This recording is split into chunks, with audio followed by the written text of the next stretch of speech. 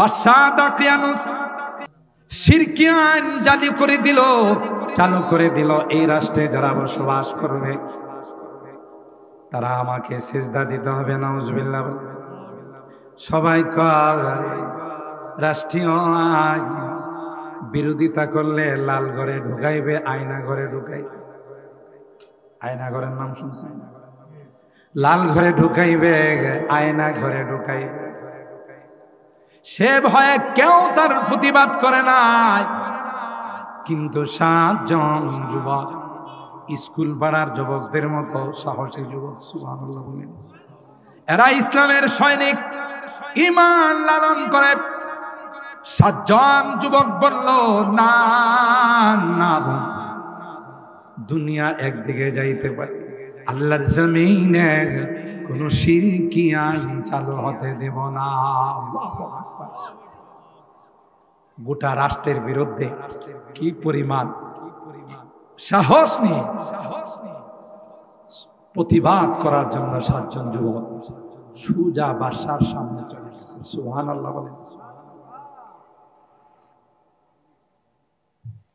7 জন যুবক বাদশাহ দাকিয়ানুসের সামনে গিয়ে আল্লাহ কোরআনে বলেন, নাহনু নাকুসু আলাইকা নাবাআহুম বিল হক ইন্নাহুম ফিতয়াতুন আমানু বিরাব্বিহিম ওয়াজিদনাহুম হুদা ওয়ারাবাতনা আলা কুলুবিহিম ইয কামু ফাকালু রব্বুনা রব্বুস সামাওয়াতি ওয়াল আরদ লান নাদউয়া মিন দুনিহি ইলাহান লাকাদ কুলনা ইযান শাতাতা।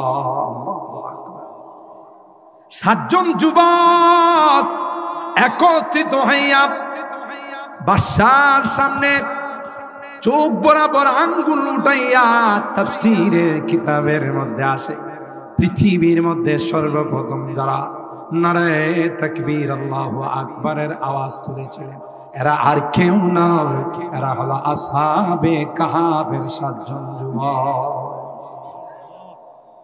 जो वादिए फारा से उठी गूंजी है वही तकबीरी तकबीरी आवाज। मुसलमाনের এত পাওয়ার, অ্যাটম বুম ফেল, পারমাণবিক ফেল, তাকবীরের আওয়াজ এসে। সুবহানাল্লাহ। মুসলমান যখন ঈমানি বলে বলিয়ান হয়ে তাকবীরের আওয়াজ দিতে শুরু করে কাফেরদের কলিজার মধ্যে কম্পন শুরু হয়ে যায়। ঠিক কেন বলেন? মুসলমান হযরত শাহজালাল ইয়ামানি মুজাররিদি রাহিমাহুল্লাহ গোর গোবিন্দের সাথে কি অস্ত্র দিয়ে মোকাবেলা করছে? তলোয়ার দিয়ে, অগ্নেয়াস্ত্র দিয়ে, কি দিয়ে? আল্লাহু আকবার দিয়ে। কি দিয়ে? তিনি দাঁড়িয়ে শুধু আল্লাহু আকবারের আজান দিয়েছিলেন। গোর গোবিন্দের রাজপ্রাসাদের ইটগুলো, পাথরগুলো খসে খসে জমিনে পড়া শুরু। তাহলে তাকবীরের আওয়াজের পাওয়ার আছে না নাই? जो वादिए फारा से उठी गूंजी है वही तकबीरी हंसती के सनम खानों के लिए, हंसती के सनम खानों के लिए होता है हरम तामीरी इल्म गुलल का गवारा तारीख का वंश पारा। या अय्युहन्नास इन्ना वअदल्लाहि हक़ फला तगुर्रन्नकुमुल हयातुद दुनिया वला यगुर्रन्नकुम बिल्लाहिल गरूर। আল্লাহ বলেন, এ দুনিয়ার মানুষেরা, একদিক দিয়ে আল্লাহর ওয়াদা, আরেক দিক দিয়ে শয়তানের ওয়াদা। আল্লাহ ওয়াদা করে মিনাল বাতি ওয়াল হিসাবি ওয়াস সিরাতি ওয়াল জান্নাতি ওয়ান নার। আল্লাহ বলেন এই দুনিয়া চিরস্থায়ী থাকার জায়গা নয়। তোমার বাবা ছিল, তোমার দাদা ছিল, আজকে খবর নিয়ে দেখো রে, কেউ দুনিয়া থেকে নাই, সবাই চলে গেছে। ঠিক না ভাই? ঠিক। यहाँ हम सब मुसाफिर हैं, वही आखिर ठिकाना। यहाँ हम सब मुसाफिर हैं, वही आखिर ठिकाना। कोई आगे रवाना है, कोई पीछे रवाना। আসার সময় সিরিয়াল মেনটেন হয়। বড় ভাই আগে আসে, মেজু ভাই এরপর, ছোট ভাই এরপর। যাওয়ার সময় কি সিরিয়ালটা ঠিক থাকে? বলেন, এমন কোন সিরিয়াল আছে যে না বড় ভাই আগে মরব, এরপরে মেজু ভাই মারা যাবে, এরপরে ছোট ভাই মারা যাবে? যাওয়ার সময় কোন সিরিয়াল আছে? কোন সিরিয়াল নাই। যখন যার ডাক চলে আসবে তখনই তাকে যেতে হবে। ছোট বড়, মেজু, বাবা, ছেলে, ভাতিজা, চাচা, কোন সিরিয়াল নাই। চাচার আগে ভাতিজা। অনেক সময় মা বাবা বিলাপ করে, আহ আমার ছেলেটাকে আল্লাহ তুমি নিয়ে গেল আমার সামনে, আমার মেয়েটাকে নিয়ে গেল আমার সামনে, কিছু করার নাই। আপনার এখনো সময় শেষ হয় না, তার সময় শেষ হয়ে গেছে। এখন আমরা মাঝে মধ্যে একটা কথা বলে থাকি আমরা অনেক সময় অল্প বয়সের কেউ মারা গেল, আমরা কিন্তু একটা কথা বলি, আহা ছেলেটা অকালে মারা গেল। এই কথাটা আমরা ফার্দার কখনো বলবো না, নেক্সট আর কখনো বলবো। এটা বললে কি অর্থ দাঁড়ায় জানে? অকালে মারা গেছে মানে তার সময় হয় না। তাইলে কি আল্লাহ কাউকে সময়ের আগে নিয়ে যান? কোরআনে তো আল্লাহ বলছেন লিকুল্লি উম্মাতিন আজাল ইযা জাআ আজালু লা ইস্তাখিরুনা সাআতা ওয়া লা ইস্তাকদিমুন। প্রত্যেকের জন্যই তার সময় নির্ধারণ, হায়াত মত নির্ধারণ করা আছে। এর এক সেকেন্ড আগেও যাবে না, এক সেকেন্ড পরেও। যদি বলা হয় যে অকালে চলে গেছে, তাইলে কি অর্থ দাঁড়ায়? তার যাওয়ার এখনো সময় হয় না, আল্লাহ তাকে নিয়ে গেছে। ঠিক কিনা বলেন? তাইলে আমরা নেক্সটে এই জাতীয় কথা বলবো না। যখনই এই রকমের সংবাদ আসবে, ছোট হোক বড় হোক, যুবক হোক বুড়া হোক, আমরা ক্লিয়ার বলবো আল্লাহর মাল, আল্লাহ যখন তার সময় হয়েছে তাকে নিয়ে গেছে। ঠিক না? দুনিয়াতে আসার আগেই তো আমার আপনার হায়াত মত, কোথায় থাকবো, কোথায় বসবাস করবো, কি খাবো, 50,000 বছর পূর্বে তা নির্ধারণ হয়ে গেছে। আল্লাহু আকবার। কত হাজার?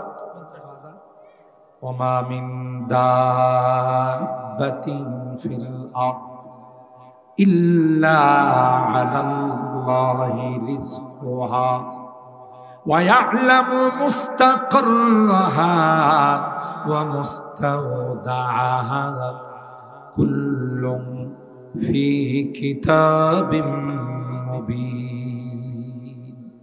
আল্লাহ বলেন পৃথিবীর মধ্যে যত প্রাণীর আগমন ঘটে, এই প্রাণীটা পৃথিবীর জমিনে আসার 50,000 বছর পূর্বে কি খাবে, কোন জায়গায় বসবাস করবে, কতদিন হায়াত পাবে, আবার কোন জায়গা থেকে বিদায় নিবে, আল্লাহ ডাক দিয়া কর ওইটা আমার লৌহে মাহফুজে লিপিবদ্ধ আছে। কত হাজার বছর আগে? 50,000। এই জন্য পনিয়া ওটের মানুষ সৌদি আরবে মারা যায়, লিবিয়াতে মারা যায়, মালয়েশিয়া, ইন্দোনেশিয়ায় মারা যায়। অনেক সময় দেখা যায় ওখান থেকে তার লাশ আনা হয় না, ওখানে দাফন করা হয়। সেইভাবে কোরআনে আল্লাহ ডাক দিয়ে বলেন মিনহা খালাকনাকুম ওয়া ফিহা নুঈদুকুম ওয়া মিনহা নুখরিজুকুম তারাতান উখরা। শেষ বিদায় যখন আমরা জানাই, হাতের মুষ্টির মধ্যে কিছু মাটি নিয়ে, তখন এই দোয়াটা আমরা পড়ি না? মিনহা খালাকনাকুম ওয়া ফিহা নুঈদুকুম।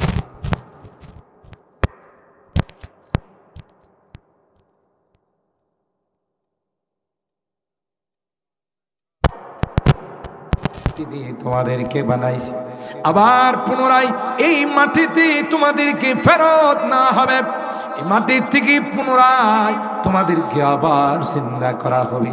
সুতরাং মুফাসসিরিন কেরাম যাকে যে জায়গার মাটি দিয়ে বানাইছে সেই জায়গাতেই তাকে ফেরত নেওয়া হবে। কাহারো গায়ে যদি সৌদি আরবের মাটি থাকে তাহলে জান্নাতুল বাকির মধ্যে, জান্নাতুল মুআল্লার মধ্যে দাফন হবে। বাংলাদেশের মানুষ জান্নাতুল মুআল্লাতে দাফন হয় না, জান্নাতুল বাকিতে দাফন হয় না। বুঝতে হবে তার গায়ে ওখানকার মাটির কোনো কণা লাগা ছিল, আর সেই জন্যই তো তাকে ওখানে সে মারা গেছে। হজ করতে গেছে, উমরা করতে গেছে, ওখানে গিয়ে মারা গেছে। পরিবারের কাছে যখন ফোন দেওয়া হয়, লাশ কি আপনারা ফেরত নেবেন? পরিবারের লোকজন কয় পাক জায়গাতে মারা গেছে, ওখানে দাফন করে দেন। ঠিক না? আর অর্থটা কি জানো? ওখানকার মাটি তার গায়ে লাগা আছে, এই জন্য ওখানেই তার নাম।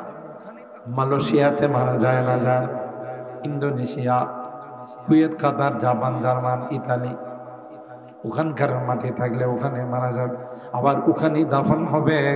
এটার অর্থ হলো মিনহা খালাকনাকুম ওয়া ফিহা নুঈদুকুম ওয়া মিনহা নুখরিজুকুম তারাতান উখরা। আল্লাহর আজীব কারিশমা। আমার ভাইরা, যখন মৃত্যু চলে আসবে, আপনি যদি হংকং নিয়ে যান, সিঙ্গাপুর নিয়ে যান, সেন্ট মার্টিন নিয়ে যান, আপনি যদি মাদ্রাজ, আর ওই সমস্ত ডাক্তারের ভিজিট তো 500 টাকা দিলেই চলবে। বিশ্বের সেরা 7 জন ডাক্তার তার চিকিৎসার জন্য বোর্ড বসছে, অনেক চেষ্টা করছে, যেহেতু টাকা পয়সার অভাব নাকি নুরুল ইসলাম বাবুর টাকা পয়সার অভাব আছে, কত crore crore million billion trillion ডলারের মালিক নিজেই জানে না, তাকে চিকিৎসা করছে কিন্তু টিকাইতে বলে পারে না। কেন? সব রোগের ওষুধ আছে, মৃত্যু রোগের কি নাই? বুঝতেছেন না কথাগুলো? সব রোগের ওষুধ আছে, মৃত্যু রোগের ঔষধ। ইদিল মানিয়াতু আনসাবাত আযফারাহা আলফাইতা কুল্লা তামিমাতিন লা তানফাউ। কবি ডাক দিয়া বলেন, মৃত্যুর রোগ যখন শুরু হয়ে যাবে, মৃত্যুর আলামত যখন শুরু হয়ে যাবে, সাকারাত যখন শুরু হয়ে যাবে, যত বড় পীর সাহেবের কাছ থেকে পানি পড়া নিয়ে আস, যত বড় পীর সাহেবের কাছ থেকে তাবিজ নিয়ে আস, বিশ্বের যত বড় FCBS FRCS করা ডাক্তারকে চিকিৎসা করাবেন, 1 সেকেন্ডের জন্য তাকে রাখতে পারবে না। পারবে? এটা এমন এক বিষয়, তার কাছে সবাই অসহায়। শুধুমাত্র আমেরিকার প্রেসিডেন্ট ডোনাল্ড ট্রাম্পের কাছে আজরাইল যাইতে একটু ভয় পাবে, যেহেতু অ্যাটম বোম আছে, পারমাণবিক আছে, ঠিক না? আজরাইল যাওয়ার সময় একটু ভয় পাবে, যদি তার উপরে অ্যাটম বোম মাইরা দেয়, পারমাণবিক মাইরা, নাকি যাবে? ওর পারমাণবিক কাজ করবো, যা কাপসি দিয়ে ধরে বলবে যে ইয়া আইয়াতুহান নাফসুল খাবিথা, এ বদমাশ বেরো। তুই দ্বিতীয়বার ক্ষমতায় আইসেই তুই বলছিলি ফিলিস্তিনের মধ্যে আগুন লাগাইবে। আল্লাহ কই ফিলিস্তিনে আগুন লাগাইবে, তোর ঘরে আমি আগুন লাগাইতেছি, ঠিক না? এমন আগুন লাগা লাগছে ফায়ার সার্ভিসের কর্মীরাও এটারে নিবাইতে পারে না, কন্ট্রোল করতে পারে না। আল্লাহ কই দেখ আগুন কই লাগছে, আগুন কি তোর বাপের গোলাম, আগুন হলো আমার, ঠিক কিনা? এটার আমি ডোনাল্ড ট্রাম্প করি, ট্রাম্প না। যত ময়লা আবর্জনা আপনার শয়তানের শুরু থেকে নিয়ে পর্যন্ত যত পেশাব পায়খানা আছে সব এখানে করছে, এই জন্য এটা ইন্টারন্যাশনাল একটা ময়লা ড্রাম, ঠিক না বেঠিক? মুসলমানদের বিরুদ্ধে যারাই শত্রুতা রাখে, যারাই দুশ্মনী রাখে, এদের পরিণতি অত্যন্ত ভয়াবহ। কথা বলেন ঠিক কি? মুসলমানদের অভিভাবক বলেন, জোরে বলেন, কে?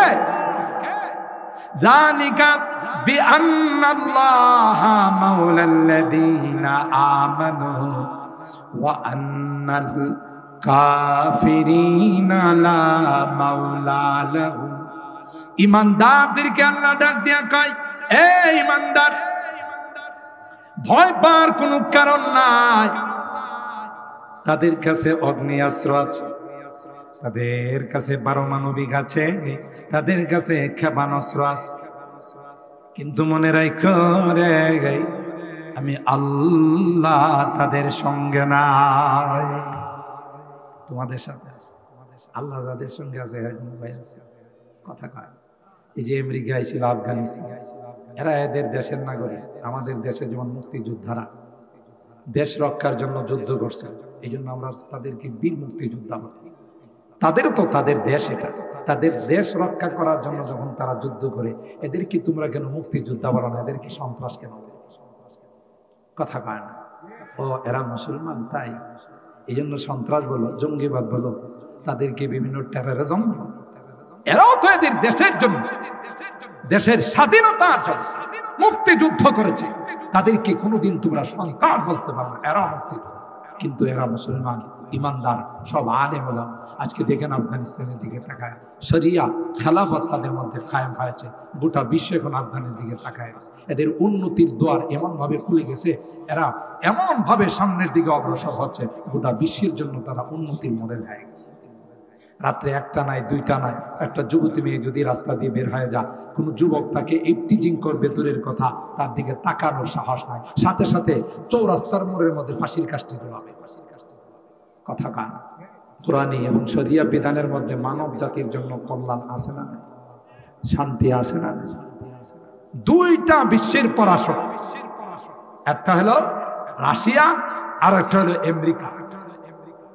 দুইটা পরাশক্তি আফগানকে পরাস্ত করার জন্য অনেক চেষ্টা করেছে, পারে নাই। সাথে কে ছিলেন? ভালো করে বলেন, কে ছিলেন? আল্লাহ যাদের সাথে আছে। অ্যাটম বোম কাজ করে। আমেরিকার ট্যাঙ্ক বহর যখন আফগান মুজাহিদদের উপর আক্রমণ করার জন্য আসতো, ট্যাঙ্ক বিধ্বংসী, তাদের কাছে কোনো অস্ত্র নাই। এরা করতো কি, মেসের কাঠির মধ্যে ঘষা দিয়া তখন সূরা আনফালের একখানা আয়াত পড়ে ট্যাঙ্ক বহরের মধ্যে নিক্ষেপ করত। ওমা রামাইতা ইদ রামাইতা ওয়ালাকিন্নাল্লাহ রামা। এই আয়াত তিলাওয়াত করে মেসির কাঠি যখন ট্যাঙ্ক বহরের মধ্যে নিক্ষেপ করে দিত, আল্লাহর কসম, সাথে সাথে ট্যাঙ্ক বহরে গুলো জ্বলে সরে ছাই হয়ে যায়। অন্তত দেখি একটা মেসের কাঠির ক্ষমতা আছে, ট্যাঙ্ক বহর জ্বালানো ক্ষমতাটা কে দিছে? আমেরিকা যখন আক্রমণ শুরু করে দিল, অনেক ভাবে আক্রমণ করলো, কোনোভাবেই তাদেরকে পরাস্ত করতে পারে না। একটা পর্যায়ে আমেরিকার সৈনিকগুলো যখন দেশে ফেরত যায়, ডাক্তারি চেকআপের উপরে ডাক্তাররা কয়, প্রেসিডেন্টকে জানায় যে সবগুলো হাফ পাগল হয়ে আসতেছে। হাফ পাগল বলে, তাহলে তো আমার একটা কথা কওয়া লাগে। স্কুলের ক্লাস 2 ছাত্রদের কাছে হেডমাস্টার আইছে, ক্লাস 2 বাচ্চারা তো পিচ্ছি পিচ্ছি বাচ্চা নাই। আইসা হেডমাস্টার কয়, কেউ যদি বলতে পারিস আমার বয়স কত, তাইলে তোদেরকে 500 টাকা করে পুরস্কার দেওয়া হবে। আচ্ছা বলুন তো দেখি, পোলাফাইন গুলো মাত্র কয়েকদিন আগে দুনিয়াতে আইছে, এখনো মুখের কাছে গেলে মার দুধের গ্রাম পাওয়া যায়। কথা কয়। আর হেডমাস্টার আইসা কইতেছে, তোরা যদি বলতে পারিস যে আমার বয়স কত, তাইলে 500 টাকা পুরস্কার। হে কবে দুনিয়াতে আছে, আর এগুলো তো কালকে দুনিয়াতে আছে, ঠিক না? কোনো পোলাফাইনে কোনো কথা কয় না।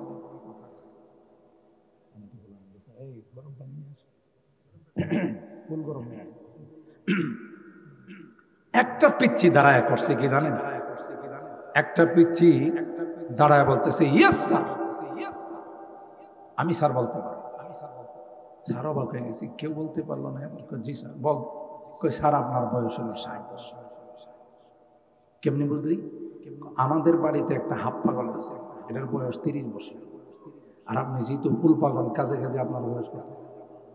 কথা পায় না। হাফ পাগলের বয়স কত? আমাদের বাড়িতে যে হাফ পাগল আছে এটার বয়স কত? 30। আর আপনি ফুল, তাহলে এটার গুণন দিলে 2 দিয়ে কত হয়? কারণ যদি আপনি ফুল পাগল না হইতে, আমাদের মতো বাচ্চাদেরকে আপনি জিজ্ঞাসা করতেন না আপনার বয়স কত। কাজে কাজে আপনি হাফ পাগল না, আপনি ফুল পাগল। কথা ঠিক আছে না? জবাব ঠিক আছে। সবগুলো হাফ পাগল হয়ে আমেরিকাতে ফেরত যান। ডাক্তাররা কইছে প্রেসিডেন্টকে যদি তাড়াতাড়ি এই সৈনিকদেরকে দেশে ফেরত না নিয়ে আসে, তাইলে কিন্তু আফগানের পরিবর্তে গুলি করবো আপনার দিকে। কারণ পাগলের কোনো কি নাই, ধর্ম নাই। আমনেরই মনে করবো আফগানিস্তান। কথা কয় না? এটার নাম হলো, ঠেলার নাম পাগল বানাইছে কে? বলেন না ভাই, কে বানাইছে? আল্লাহ। কেন? আল্লাহ মুসলমানদের সঙ্গে আজকে 2টা পরাশক্তি তাদের কাছে সারেন্ডার করে, আত্মসমর্পণ করে চলে গেছে। আজকে তারা নিজের পায়ে দাঁড়িয়েছে, গোটা বিশ্বকে তাক লাগায়া এরা যে যে উন্নত করতেছে, উন্নতির দিকে অগ্রসর হচ্ছে। গোটা বিশ্বের মানুষ অবাক। কেন? তাদের মধ্যে কোনো 2 নাম্বারই নাই, দুর্নীতি নাই। সুইস ব্যাংকে এরা টাকা জমা রাখে। আমাদের দেশের নেতারা দেখেন না, সামান্য একটা পাতি নেতা হলি সুইস ব্যাংকে অ্যাকাউন্ট, বিদেশে সেকেন্ড হোম বানায়, বাড়ি বানায়। কারণ হ্যাঁ জানে যে কোনো সময় বাংলাদেশের আকাশে মেঘ আসলে আমার ওরাও দ্বিতীয়। কথা কয় না? বিগত দিনে হয় না এরকম? আমার কথা বলি, আমি মিরপুর কেন্দ্রীয় সেন্ট্রাল মসজিদের খসি, ওখানে আমার সেক্রেটারি সাহেব এলাকার একজন নেতা। তো হ্যাঁ যখন আমার অফিসের মধ্যে ঢুকতো, হ্যাঁ জুতা নেওয়ার জন্য 3-4 জন ঢুকতো। তো আমি একদিন দেখি আমার গাড়ি মোবিল পাল্টানোর জন্য আমি এক দোকানে বসা, মোটরসের দোকানে, দেখি যে ওই যে জুতা টানতো, ওরে বাবারে বাবা, হ্যাঁ প্রিমিয় গাড়ি, তাও একবারে লেটেস্ট মডেল, অনেক দামি গাড়ি। এখন এই গাড়ির দাম আছে 51 থেকে 52 লাখ টাকা। একদিন এসে ঢুকছে, গাড়ি থেকে নামছে। আমি তো বসার ভিতরে, ম্যানেজার ট্যানেজার এরা আমার কফি টফি দিছে, আমি খাইতেছি। তো ওই আমাকে চিনে না, এটা আমাকে চিনে নাই, আমি তো তারে চিনা বানাইছি। আমি তো অবাক, কিছুদিন আগে জুতা টানছে, আজকে হে 52 লাখ 60 লাখ টাকার গাড়ি দৌড়ায়। আপনি চিন্তা করতে পারেন কি পরিমাণ বরকত হয়েছে। কথা কয় না? আয় উন্নতির মধ্যে কি পরিমাণ বরকতরা হয়েছে আপনি। এরপরে আমি ম্যানেজারে বললাম, ওই গাড়ি নিল কবে? ওই আমার চিনে নাই। কই স্যার একটা মতো, এর আরো 2টা গাড়ি। কই স্যার কিচ্ছু বুঝে না, এই যে নিয়ে আসে দোকানে, কুন্ডাল লাগাইতে হবে, কি করতে হবে, পরে আমাদের মিস্ত্রি হয়ে যায়, দেখে আইস্টার দেয়া আইসা কয়টা দেখেন কি হয়েছে। আপনি যেমন সবকিছু পাসপোর্ট কোন জায়গায় কি আছে সব নাম জানেন, কোথায় একটু দৃষ্টা বলে আপনি বুঝেন যে এখানে সমস্যা। কিচ্ছু বুঝে না, বুঝবো জুতার তলাও তো বুঝে না। কয়েকদিন আগে জুতা টানছে, এটা কিয়ামতের আলামত। ইযা ওয়াসিদাল আমরু ইলা গায়রি আহলিহি ফান্তাযিরিস সা ওয়া আনতারাল হুফাতাল উরাতাল আলাতা রিআ আশাই ইয়াতাতাওয়ালুনা ফিল বুনিয়ান। আল্লাহর নবী বলেন, একটা সময় আসবে দেবা যে যারা অনভিজ্ঞ, যাদের যোগ্যতা নাই, এরা সমাজের নেতা হয়ে বসবে। এটা কি আমার কথা না আল্লাহর নবীর কথা? রাখাল অট্টালিকার মালিক হয়ে যাবে, কল্পনাও করতে পারবে না। ঠিক না বে? ঠিক। জি জি, মানুষগুলো এভাবে বিশাল টাওয়ারের মালিক, এরা এক সময় কিচ্ছুই ছিল না, রাস্তাঘাটে পড়ে থাকতো, চাঁদাবাজি করে, দুর্নীতি করে, মানুষের টাকা আত্মসাৎ করে, জমি জামা আত্মসাৎ করে বড় লোক হয়ে গেছে। এরকমের লোক আছে না? কানা কইছে এই ক্ষমতা দেখানো, ক্ষমতার পাওয়ার, এটা টিকে না। ক্ষমতার পাওয়ার লাস্টিং করে না। কথা বলেন ঠিক না? এই জন্য এই ক্ষমতা যাদের আছে, এই ক্ষমতাকে সঠিক ব্যবহার করতে হবে। ক্ষমতাকে সঠিক ব্যবহার করতে হবে। যদি সঠিক ব্যবহার না করা হয় তাইলে আল্লাহর কাছে জবাব দিতে হবে। ঠিক কিনা বলেন মুহতারাম হাজিরিন? সেই জন্যে আমাদের সকলকে খেয়াল রাখতে হবে যে না, এই দুনিয়া ক্ষণস্থায়ী। ঠিক কিনা বলেন? দুনিয়া পারে নাই আমেরিকা, পারে নাই রাশিয়া, কিন্তু শক্তি ছিল কার? জোরে বলে, শক্তি ছিল আল্লাহ। এই জন্যে মৃত্যুর আগে মৃত্যুর জন্য রেডি থাকতে হবে। জোয়ান, বুড়া, মধ্যবয়সী, কোনো কি নাই বয়স। এই যুবক কালটা, যৌবন কালটা এটা বড় পাগলা কাল। এই জন্য আল্লাহ যুবকদের সম্পর্কে এখানে এই আয়াতের মধ্যে বলতেছেন, এই স্কুল পড়ার যুবকরা, পুনিয়াউটের যুবকরা, তোমাদের মতো যুবক ছিল আসহাবে কাহাফের যুবকরা। সুবহানাল্লাহ। দেশের রাষ্ট্রপতি শিরকি আইন করল যে এ দেশে যারা বসবাস করবে এরা আমাকে সিজদা দিতে হবে, শিরিক করতে হবে। নাউজুবিল্লাহ বলেন। আল্লাহর জমিনে শিরিক করার কোনো পারমিশন আছে? কাউকে সিজদা দেওয়ার অনুমতি আছে? কাজা বাবা, গামজা বাবা, কেবলা বাবা, ল্যাংটা বাবা, বদনা বাবা, খেতা বাবা, এগুলো কিন্তু সব বাবা আছে। বিভিন্ন জায়গাতে যাই তো, গেলে এক জায়গায় গিয়ে দেখি খেতা সার মাজার। কি কত সার মাজার দেখলাম, কিন্তু খেতা সার মাজার। জিজ্ঞাসা করলাম এলাকার মানুষের, ভাই এটা কোন মাজার? ওই বাবা যখন মারা গেছে শীতকালে বাবা যায় খেতাটা গায়ে দিত, এটারে দাফন করে মাজার বানাইছে, এটার নাম হয়েছে খেতা সার মাজার। আরেক জায়গায় গিয়ে দেখি বদনা সার মাজার। আমি মনে করছি কোনো লোকের নাম বদনা সার। জিজ্ঞাসা করলাম, ভাই বদনা সার মাজার কেমন হয়? বলে যে বাবা যে টয়লেটে যে বদনাটা ব্যবহার করত, যে বদনাটা ব্যবহার করতো বাবা মারা যাওয়ার পর এটারও কবর দেওয়া মাজার বানাইছে, এটার নাম হয়েছে বদনা সার। চিন্তা করতে পারে মানুষ এত বোকা হতে পারে? সিজদা হবে তো একমাত্র আল্লাহর কুদরতি পায়ে সিজদা হবে, কারো সামনে সিজদা দেওয়ার অনুমতি নাই। কথা বল, যদি দে ঈমান থাকবে না, চলে যাবে। বলে সাথে সাথে বেঈমান। বাদশা দাকিয়ানুস শিরকি আইন চালু করে দিল। এই রাষ্ট্রে যারা বসবাস করবে তারা আমাকে সিজদা দিতে হবে। নাউজুবিল্লাহ। সবাই রাষ্ট্রীয় আইন বিরোধিতা করলে লাল ঘরে ঢুকাইবে, আয়না ঘরে ঢুকাইবে। আয়না ঘরের নাম শুনছেন?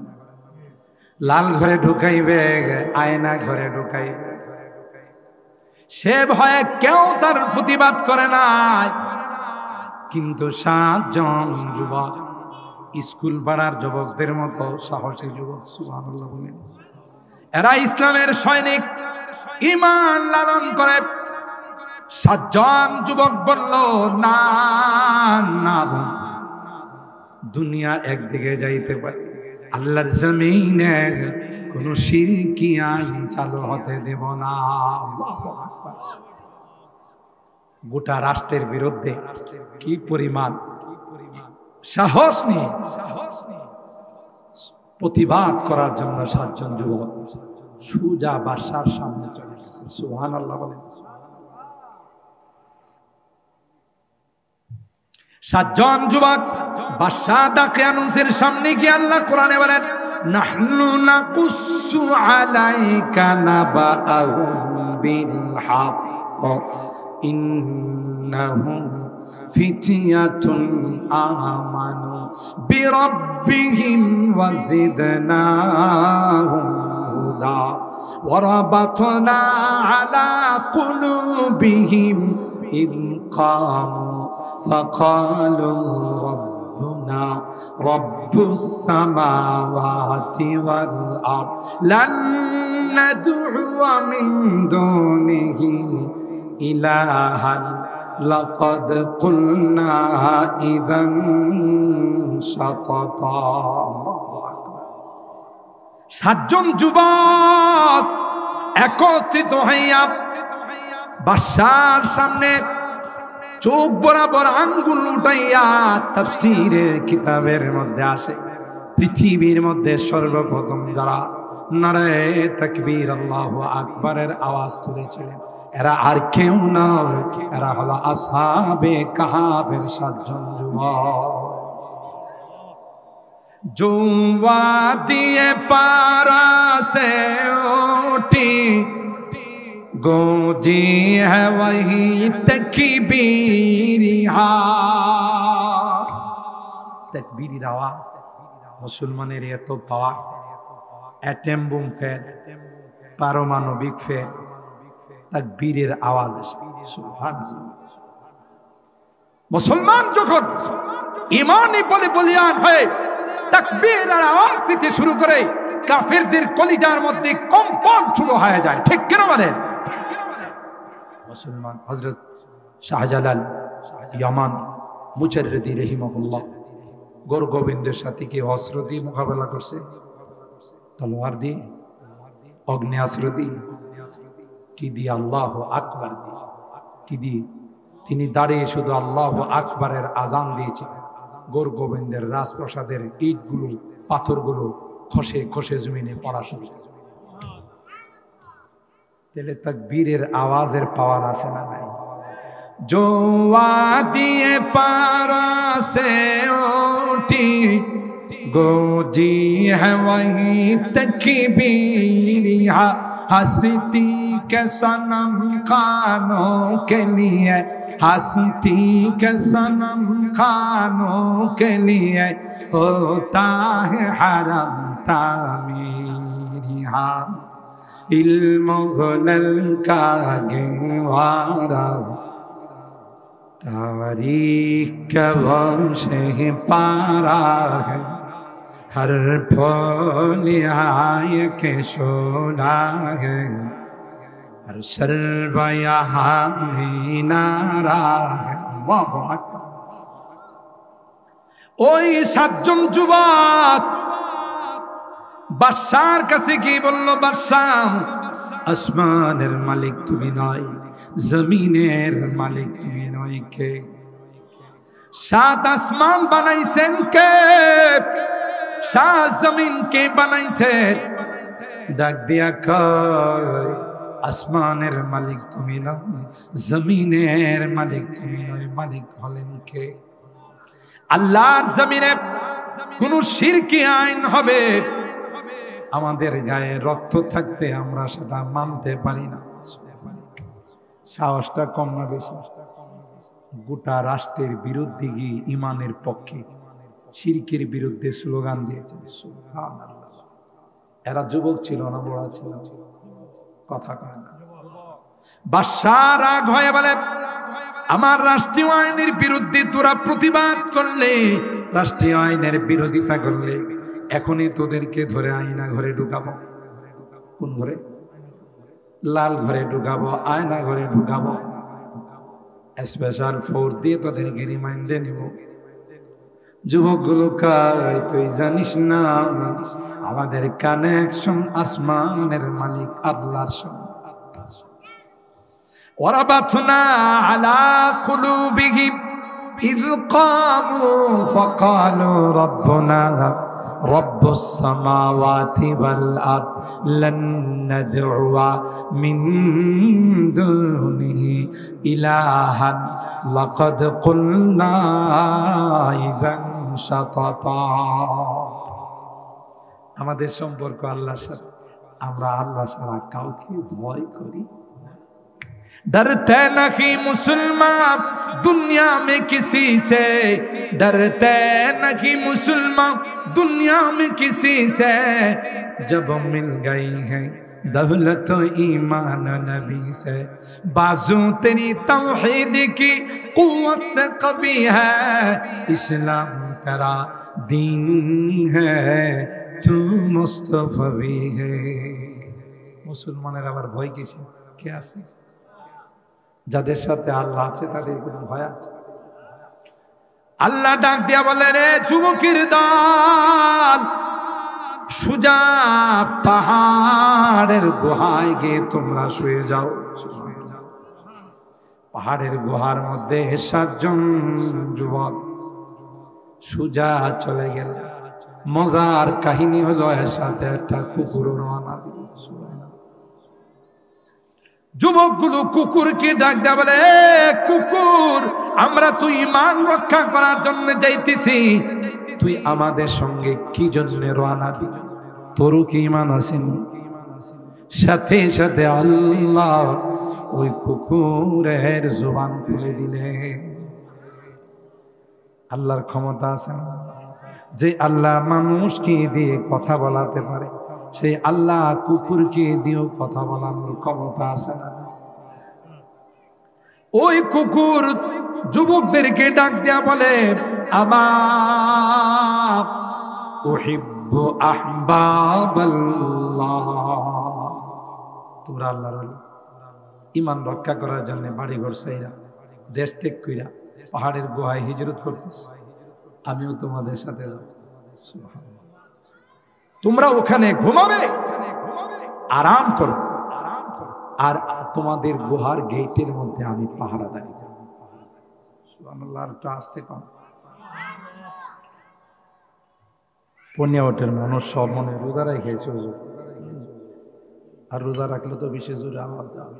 আরে ভাই, আগে সুবহানাল্লাহ জোরে কইলে ভয় থাকতো, যে না জানি কোন দিক দিয়ে পুলিশে ধরে নিয়ে যায়, না জানি কোন দিক দিয়ে রেবাইসা ধরে নিয়ে যায়। এখনকার এই ভয় আছে? কথা কয় না।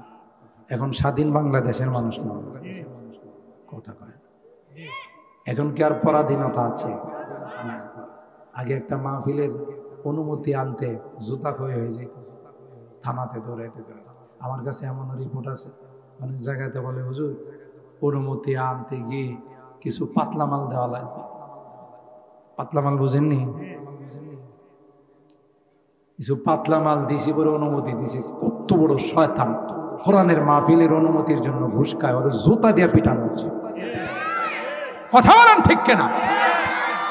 এমন একটা সময় গেছে ইনশাআল্লাহ কোরআনের মাহফিল করার জন্য, দ্বীনের কথা বলার জন্য।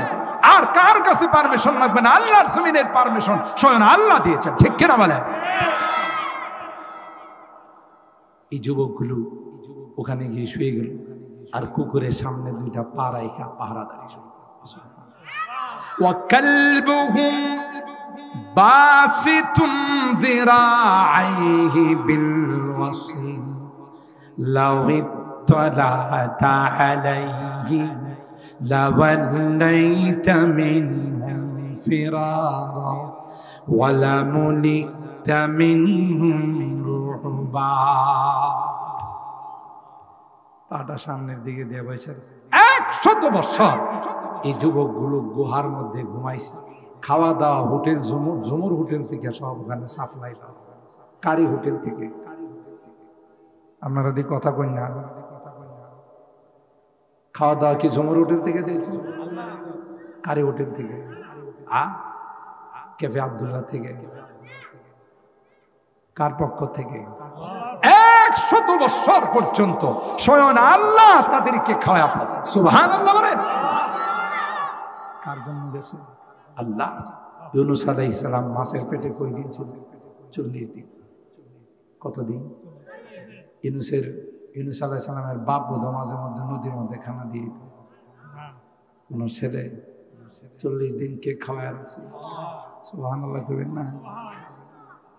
وإذا مرضت فهو يشفي هو الذي يطعمني ويسقي وإذا مرضت فهو يشفي। তিনি সেই সত্তা যিনি মানুষ অসুস্থ হয়ে গেলে দীর্ঘদিন না খাওয়া রাখে। এমনও মানুষ আইসিইউতে বিছনায় পড়ে থাকে 2 বছর 3 বছর, সামান্য একটু পানি ছাড়া কিছু খায় না। খাওয়া দেয় কে? কথা কয় না। কে খাওয়া দেয়? আল্লাহ খাওয়া। কোরআনে বলেন ওয়া হুয়াল্লাযী ইউত'ইমুনি ওয়া ইয়াসকি ওয়া ইযা মারিদতু ফাহুয়া ইয়াশফি। খানা দেনওয়ালা কে? আল্লাহ। অসুস্থ হলে শিফা দাতা কে? ওই 100 বছর আল্লাহ পাক রব্বুল আলামিন সূর্যকে বলে দিলেন, সূর্য আমার এই নেককার বান্দাদের গায়ে তাপ লাগাইবা না। সুবহানাল্লাহ। জোরে কর। সূর্য কার কথা শুনে? সূর্য ডাইনে দিয়ে যায়, বামে দিয়ে যায়, ওই যুবকদের গায়ে কোনোদিন সূর্যের তাপ লাগায় না। মাটিকে আল্লাহ বলে দিলেন, মাটি আমারই প্রিয় বান্দাদের গায়ে কোনোদিন টাচ করবি না, মাটি খাবি না। একটা মানুষ যদি 100 বছর মাটির মধ্যে লাইগা শুয়ে থাকে, মাটি তো তারে খায়া ফেলার কথা। কে রাখছেন?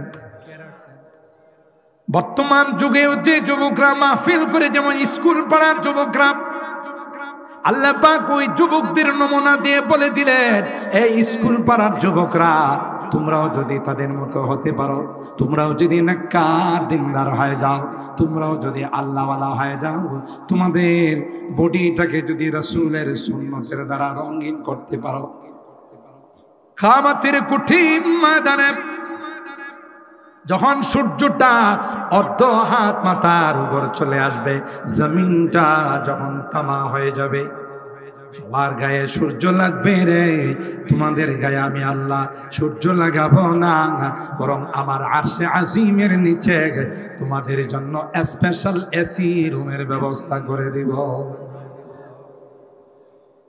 আর আমার তো মনে হইতেছে, আপনারা কি মনে করেন জানি না, বাংলাদেশের টেকনাফ থেকে তেঁতুলিয়া, রূপসা থেকে পাটুরিয়া, প্রতিদিন বিভিন্ন ডিস্ট্রিক্টে প্রোগ্রামে যায়, বড় বড় ইসলামী মহাসম্মেলন, তাফসীরুল কোরআন মাহফিলের আয়োজনের পিছনে যুবকদের অবদান, ঠিক না? আগে কিন্তু যুবকরা কলের গান শুনত, নাটের গান শুনত, আওলা জালা গান শুনত, কথা কয় না,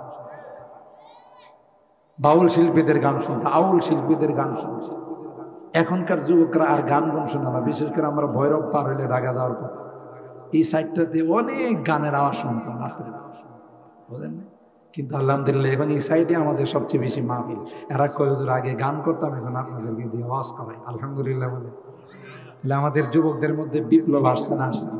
আরে যুবকরা কি করতে না পারে, আমাদেরকে দেখে দিয়েছে যুবকরা। আমরা ইচ্ছা করলে 15 বছরের ক্ষমতা 15 দিনে তছনছ করে ফেলতে পারি। আমার তো মনে হয় যুবকরা একদিন সাহস নিয়ে দাঁড়াবে যে আল্লাহর জমিনে, যেই জমিনে লক্ষ লক্ষ আউলিয়া কেরাম, পীর আউলিয়া শুয়ে আছেন, আল্লাহর ওলিরা শুয়ে আছেন, যেই জমিনে ফখরে বাঙ্গাল শুয়ে আছেন, যেই জমিনে রাইসুল মুফাসসিরিন শুয়ে আছেন, আল্লাহর ওলিরা শুয়ে আছেন, এই জমিনে কোরআনে আইন চলবে, কোরআনে হুকুম চলবে। কথা বলেন ঠিক কেন? হবে ইনশাআল্লাহ, হবে। হয়তো আমরা দেখবো না, কিন্তু হবে।